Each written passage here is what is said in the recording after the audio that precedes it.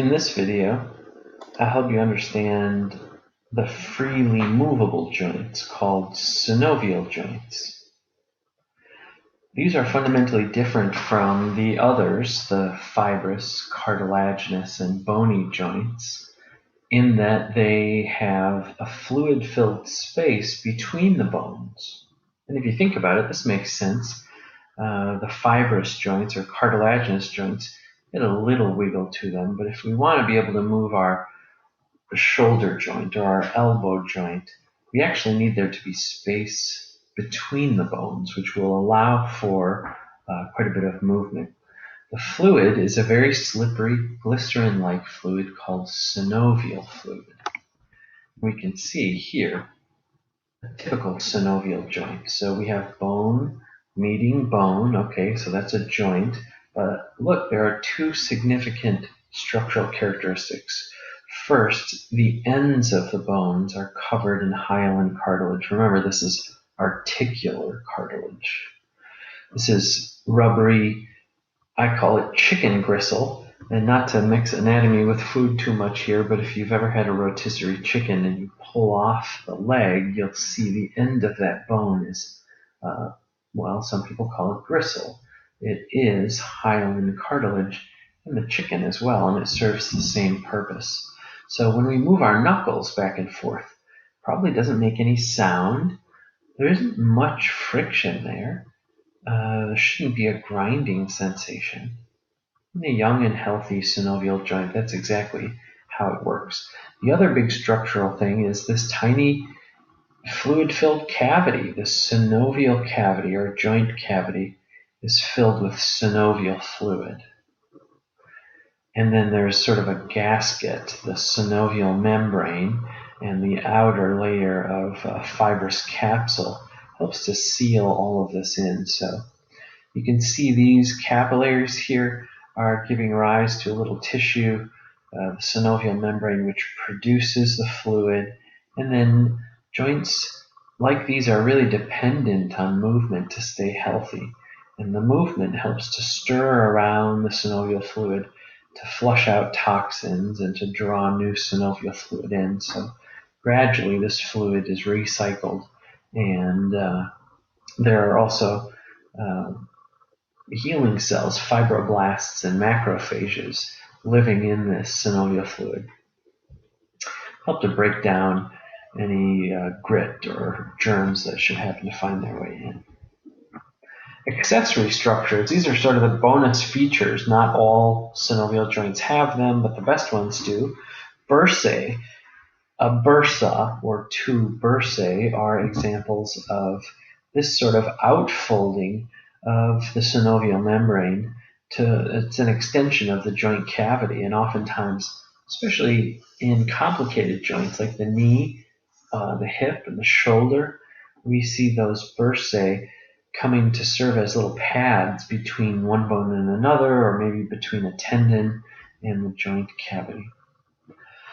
Some of our synovial joints also have discs, a fibrocartilage cushion, for example, in the jaw, in between the sternum and the clavicle, up here in between the acromion process and the clavicle, and then a very thick, large articular disc like a meniscus. These are the fibrocartilaginous pads in the knee, and you'll see those on an upcoming slide.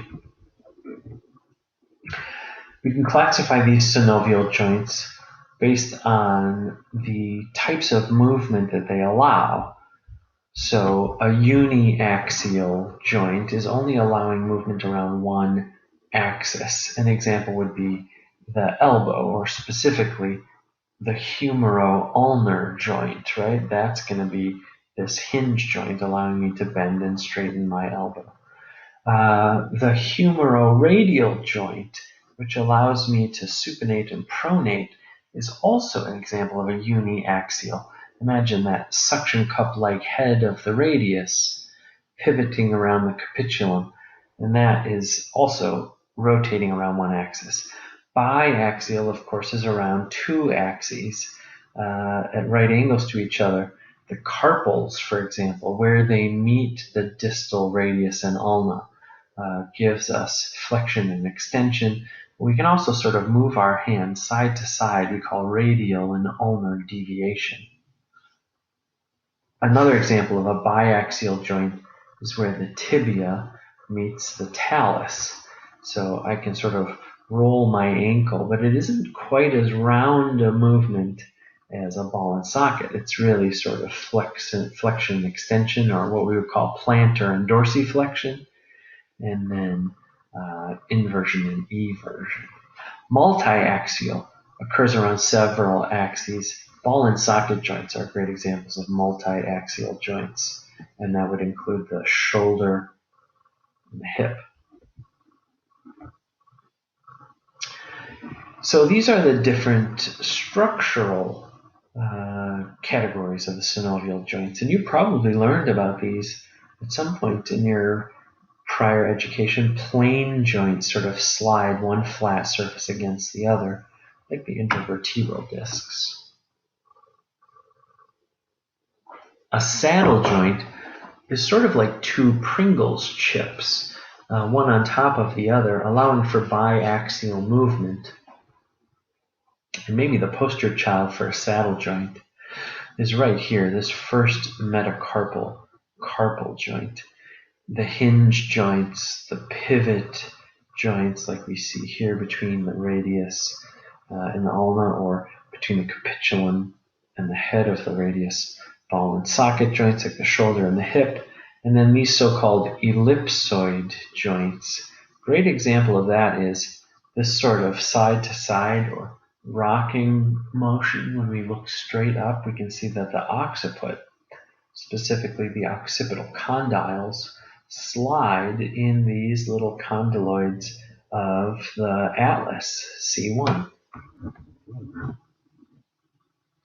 So you can work through a lot of this detail on your own, and you should be prepared to give me an example of each of these hinge or pivot joints somewhere in your body, and to be able to describe if it's uni, biaxial, or multi-axial.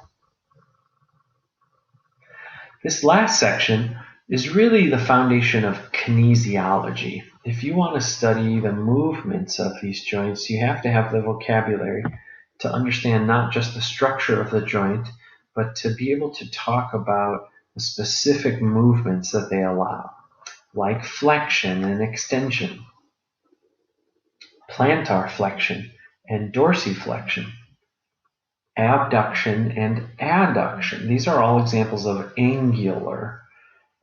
Circular movements like rotation, pronation, supination, and circumduction. And we have some great pictures to guide us as we move through these different movements.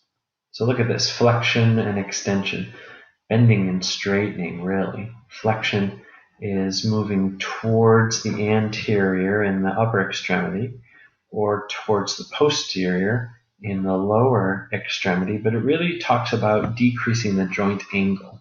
So if we look at the knee here, it's roughly 180 degrees, pretty well straight. And then when you bend it, you bring it closer to 90 degrees. And so we're flexing it because you're decreasing that joint angle. To straighten the leg then goes from a lesser degree, 90, to a greater degree. And so that's extension. Now notice here that we flex our knee posteriorly and we flex our elbow anteriorly. Well, that's just how the human body's built. Flexion and extension of the spine looks like this, right? She's flexing her lumbar spine and then extending it. In some physical or physiological, physiotherapeutical circles like chiropractic, we talk about this as flexion. Extension is just coming to the straight, and then hyperextension is going beyond that normal. In medicine and in some physical therapy, they would save hyperextension for when they mean that the joint has gone beyond its normal range of motion and maybe tissue damage has occurred. Flexion of the shoulder. So not at the elbow or the wrist, but look at the movement at the shoulder, right? This angle is decreasing as he moves forward, extension, taking it back behind the body. The ankles are a strange exception. We don't flex and extend our ankle, we dorsiflex, meaning towards the dorsum of the foot, or we plantar flex, moving towards the plantar surface or the sole of the foot. Abduction and adduction. Abduct means to take away, right? Like my dad was abducted by aliens. I'll tell you that story maybe on a different video. Adduction starts with ADD, add, meaning to bring them together, right? Add up your fingers. Adduction, bringing it towards the midline. Abduction, spreading them apart. Look at here, at the shoulder. Abduction is taking it away from the midline. Adduction of the shoulders, bringing the arm down against the side of the body. Circular movements include rotation and pronation and supination. And there are all kinds of different variants on this one. Cervical rotation, right? Turning your head side to side like saying nuh-uh. Pronation and supination, turning the hand up and down. The easy way to remember this is when you serve soup, hold the bowl like this with the palm up. Right? Don't serve the soup with your hand down. That's pronation. Medial and lateral rotation. We can talk about this specifically relative to the shoulder and the hip. And so when you're serving drinks or trying to invite someone into your house, you can see that lateral rotation. Medial rotation. We're really talking about the rotation of the head of the humerus toward the midline. And so you can see that brings the forearm across the front of the body. Circumduction really means to trace a cone. And so he's making this huge circle. You can make little circles too. That's still circumduction. You can do circumduction with your fingers too, sort of making a little cone by tracing a circle with your fingertip. Special movements. We reserve these terms to talk about only a couple of joints. Elevation and depression we tend to use when we're talking about the shoulders. Now, this is interesting. This movement is really the combination of movement at a couple of different joints. The sternoclavicular joint and the acromioclavicular joint, right? You can see the angle of his clavicle really comes up. Here it might be a little bit down or straight across, and here the clavicle's coming up. Don't forget the scapula has to slide along the back of the rib cage. Not truly a bony joint, but sort of a pseudo-articulation. Anyway, shrugging the shoulders up and down. Protraction and retraction. We can look at the jaw as a part of this complicated movement that we have to do when we're chewing. Our jaws have the ability to sort of jut forward with protraction and to a lesser degree pull back, sort of giving us a pseudo-overbite. Other examples of protraction and retraction include the scapulae.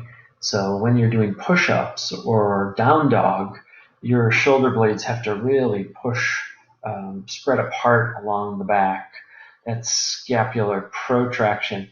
And then scapular retraction is what occurs when you squeeze your shoulder blades together, sort of stick your chest out. Excursion really refers just to the jaw, lateral excursion, and then medial excursion is returning back to the midline. Opposition is where we get the word opposable thumbs, right? We can touch our thumbs to any of our fingers. That's called opposition. So when we grab money out of someone's hand, or when we reach to take some candy out of a dish, or if we're grabbing paper, or if we're holding a pen. These are all examples of opposition, where we're using our thumb and one or more of the fingers. Inversion and eversion is sort of like supination and pronation.